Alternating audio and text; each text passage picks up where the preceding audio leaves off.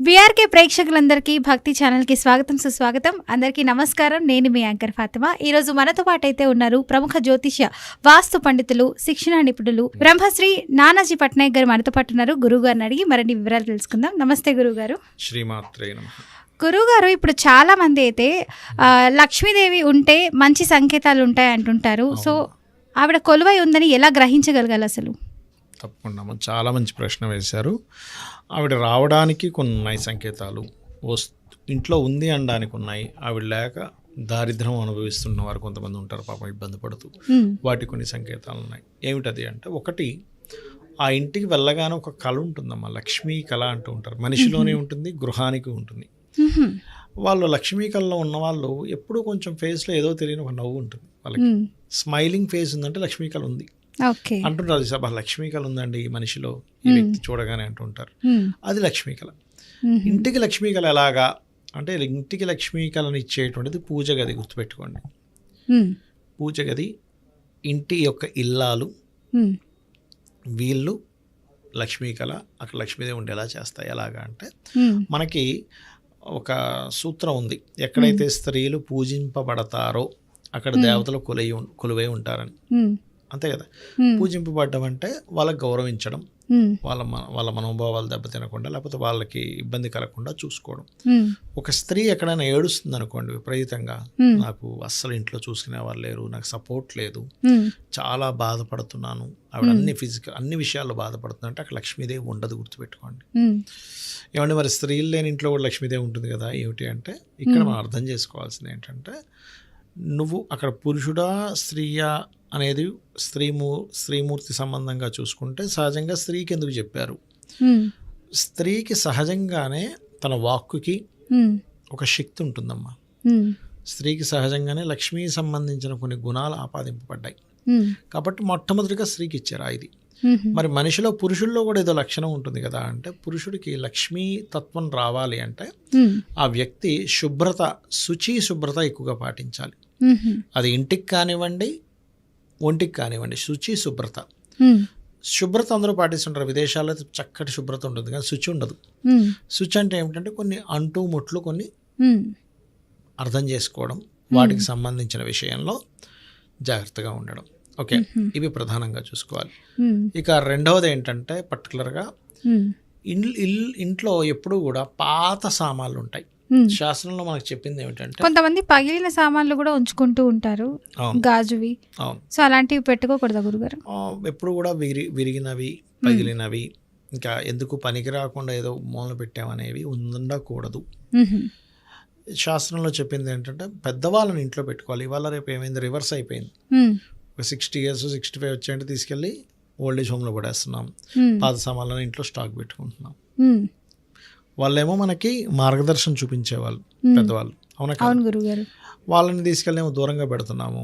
ఎందుకు పనికిరాని చెత్త అంతా తీసుకొచ్చి ఇంట్లో పెట్టుకుంటున్నాం. అది మెయిన్గా లక్ష్మీదేవికి, అది కంప్లీట్గా జ్యేష్ఠాదేవి, దరిద్ర దేవత తాండవించేటువంటి విషయం అదంతా కూడా. కాబట్టి అది చేయకూడదు, గుర్తుపెట్టుకోండి. రెండవది, లక్ష్మీ అష్టోత్తరము రోజు పూజ చేసుకోవాలి. ఇంకోటి, లక్ష్మీదేవి అంటే కేవలం ఏదో లక్ష్మీ అష్టోత్తరం చేసుకోవడం రోజు చేయడం వల్లే వస్తుంది అనుకుంటే తప్పు. లక్ష్మీ గుణాలను కొన్ని ఉన్నాయి. శాంతంగా ఉండడం, నిదానంగా ఉండడం, ఘర్షణలు పడకపోవడం. ఇలాంటి ప్రదేశాల్లో లక్ష్మీదేవి ఉండదని చెప్పింది. ఇంట్లో ఎప్పుడు గొడవ పడుతున్నారు, లక్ష్మీదేవి ఉండదట అక్కడ. ఎందుకంటే లక్ష్మీదేవి ఉండకూడదని డిసైడ్ చేసుకునే స్థానాలు. ఎప్పుడు గొడవలో కొన్ని నెలల్లో చూడండి, గయ్యమని చెప్పి తండ్రి కొడుకు, తల్లి కొడుకు, భార్య భర్త, అన్నదమ్ములు ఎప్పుడు ఏదో గొడవ పడుతూ ఉంటారు రోజు. అలాంటి ప్రదేశంలో లక్ష్మి ఉండదట. లక్ష్మి అంటే ఎంతసేపు మీరు డబ్బు అనుకోకండి, మనశ్శాంతి కూడా లక్ష్మి, గుర్తింపు కూడా లక్ష్మి. ఎలాంటి గుర్తింపు వస్తుంది? ఇంట్లో వాళ్ళు ఎప్పుడు కొట్టుకుంటారా, చెడుగా మాట్లాడితే అదే వీళ్ళు ఇంతే, వీళ్ళు ఇలా మాట్లాడతారు, ఎప్పుడు గొడవలే.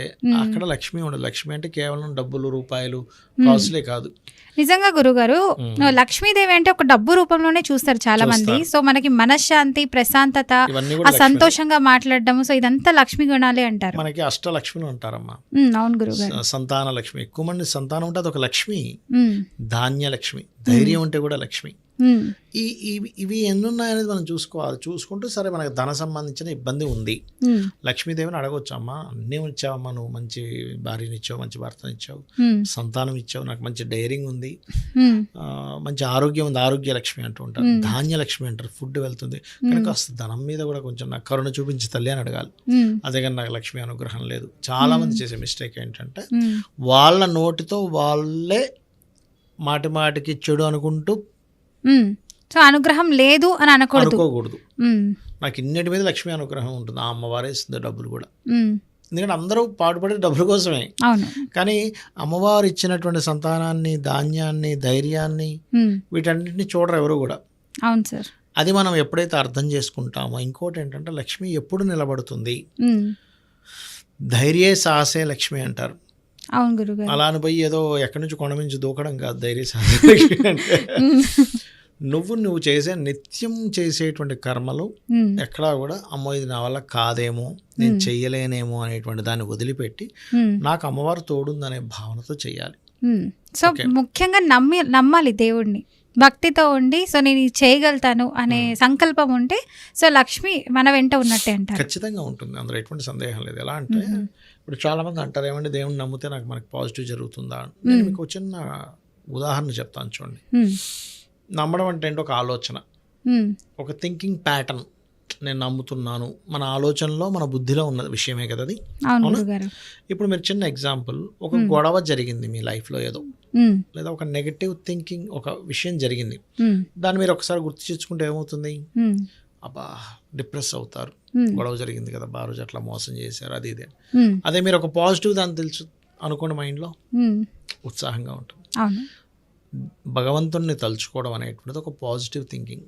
ఉమ్, అందుకే మనం ఆలయానికి వెళ్ళినప్పుడు, ప్రదక్షిణం చేసినప్పుడు, అక్కడ కూర్చున్నప్పుడు భగవంతుని తలుచుకుంటాం. ఉమ్, అందులో లక్ష్మీదేవి, నాకు లక్ష్మీదేవి ఇస్తుంది, నాకు లక్ష్మీ అనుగ్రహం ఉంది ఉమ్, అని ఎవరైతే మాటి మాటికి వాళ్ళ మైండ్లో అనుకుంటారో, ఉమ్, వాళ్ళకి తెలియకుండానే సబ్కాన్షియస్గా వాళ్ళు అది కంప్లీట్గా ఇదై వాళ్ళ ఆటోమేటిక్గా వాళ్ళ లైఫ్ ముందుకు వెళ్తుందమ్మా. ఖచ్చితంగా లక్ష్మీదేవి అనుగ్రహం అయితే పొందుతారు. అయితే ఇక్కడ రెండవ స్థానం పాడైంది ఎవరికైనా, ధనస్థానం, ప్రత్యేకంగా ధనం కోసం ఇబ్బంది పడుతున్నారు అన్నప్పుడు ధనాధిపతి ఎవరు, ఉమ్, ఏ గ్రహం ద్వారా ధనాధిపతి పాడయ్యాడు, ఉమ్, ఇంట్లో ఉత్తర భాగము, ఆగ్నేయ భాగము, పడమర భాగాలు ఎలా ఉన్నాయో చూసుకోవాలి. ఇప్పుడు నేను ఒక వాస్తు చూసినప్పుడు ఉమ్, ఒక షాప్ ఉంది, ఉమ్, ఆ షాప్లో వస్తున్నారు క్లయింట్స్, ఉమ్, కస్టమర్ వస్తున్నాడు కానీ చూసి వెళ్ళిపోతున్నాడు. ఎందుకు వెళ్ళిపోతున్నాడు అంటే ఉత్తరం బాగుంది, ఉత్తరం మీద అవకాశాలు కొత్త క్లయింట్ రావడానికి, ఉమ్, కానీ వచ్చిన క్లయింట్ కొనుక్కోవాలంటే ఆగ్నేయం బాగుండాలి, మనీ జనరేట్ అవ్వాలంటే. ఉమ్, ఆ షాప్కి ఏమైందంటే ఆగ్నేయం పూర్తిగా ఇట్లా కట్ అయినట్టు అయింది, ఓకే.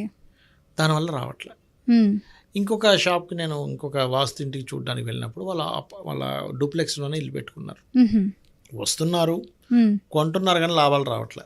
ఉమ్, వాళ్ళకి అర్థం కావట్లేదు ఏంటండి అంటే, నేను అడిగా ఎందుకు మరి మీరేమనుకుంటున్నారంటే, ఏం లేదు సార్ కస్టమర్ మళ్ళీ రావాలి కదా, తక్కువకి ఇచ్చేస్తున్నాం, అడిగినంత ఇచ్చేస్తున్నాం, ఉమ్, లేకపోతే వాళ్ళే అలాగే అడుగుతున్నారు తగ్గించండి తగ్గించండి అని, మాకు అది సరిపోవట్లే ఈ రెంట్లు అవన్నీ. ఉమ్, ఎందుకు అంటే పడమరలో వాళ్ళకి బాత్రూమ్ ఉంది, ఉమ్, వెస్ట్ అనేది gains and profit zone. Okay. So మనకి మన ఆలోచన విధానం లక్ష్మి, మనం మాట్లాడే మాట లక్ష్మి, ఉమ్, మనం ప్రజెంట్లో ఉంటూ మనసా వాచా కర్మన చేసే పని మీద పూర్తిగా ఉమ్, భక్తి శ్రద్ధలతో ఒక పని చేయడం ఇస్ లక్ష్మి. ఉమ్, వాస్తుపరంగా ఉత్తరము, ఆగ్నేయము, పడమర దోషాలు ఉంటే కూడా ఉమ్, మనం పెడుతున్నటువంటి ఎఫర్ట్ ఏదైతే ఉంటుందో అది సరిగ్గా రాదు.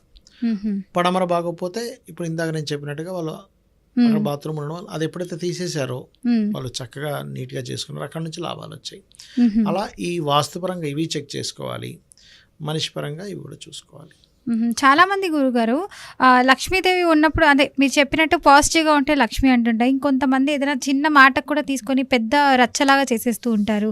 సో అప్పుడు కూడా మాట ఘర్షణ వస్తుంది, బా ఇదేంటి నాకు ఇట్లా దరిద్రం పట్టుకుంది, ఇలా మాట్లాడుతున్నారు ఏంటి అని కూడా అంటూ ఉంటారు. సో అలా కూడా లక్ష్మీదేవి అన్నది ఉండారంటారా? ఇప్పుడు ఎందుకమ్మా మీరే ఉన్నారు, మీకు ఫ్రెండ్ ఉన్నారు, ప్రతి దానికి రభస్ చేస్తున్నారు అనుకోండి, మీరు ఇంకో దగ్గర రికమెండ్ చేయాలంటే చేయరా బాబోయ్ తలనొప్పి ఈ అమ్మాయితోని నేను ఇంకోరికి రికమెండ్ చేసి వాళ్ళు మళ్ళీ నన్నని ఏంటమ్మా ఇట్లాంటి అమ్మాయిని మీరు పరిచయం చేయించారని, అవునా కదా? అలా కాకుండా మీ ఫ్రెండ్ ఎవరో మంచి ఆవిడ ఇంకొక ఛానల్కి ఎవరో రికమెండ్ చేసి జాబ్ ఎక్కడో పోయిందంటే చాలా బాగా చేస్తుంది, అప్పుడు ఏమవుతుంది? ఒక మంచి వాళ్ళని పరిచయం చేశారండి ఫాతిమా గారు అంటారు మీకు. ఉమ్, అంటే ఏమిటి, మనము గొడవ చేసే వాళ్ళని, ప్రతిదానికి రాద్ధాంతం చేసే వాళ్ళని మనమే దూరం పెడతా ఉన్నప్పుడు లక్ష్మీదేవి ఎందుకు దూరం పెట్టదు? ఉమ్. అంతే కదా, అవును గురుగారు, అర్థం చేసుకోవాలి. చాలా చక్కగా చెప్పారు గురుగారు, ధన్యవాదాలు. శ్రీమాత్రే నమః.